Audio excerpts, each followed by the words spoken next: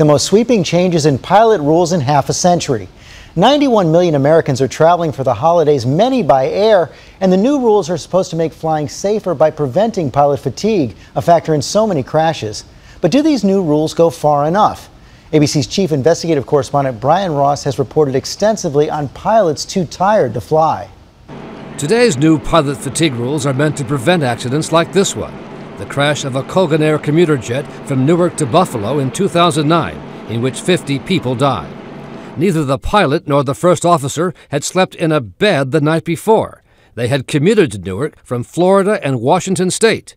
Yawns could be heard on the cockpit voice recorder. This new rule will afford pilots the opportunity to get 8 hours of uninterrupted sleep before a flight. The rules will also reduce the number of on-duty hours for a pilot, but only from a maximum of 16 hours a day to 14 hours a day. I'm very distressed over these rules because they don't go anywhere near far enough. And some say the new rules fall substantially short of dealing with the problems of pilots who commute to their base, flying in from distant cities to begin their duty.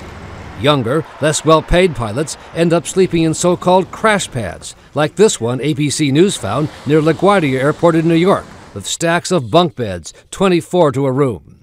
Or trying to grab sleep in pilot lounges, where experts say the quality of sleep is badly impaired. These new rules do not stop the danger of commuting pilots. The FAA says the new rules require the airlines to recognize the problem, but puts the responsibility on the pilots to certify that they are fit for duty. If a pilot reports that he or she is fatigued, then the airline must remove the pilot from duty.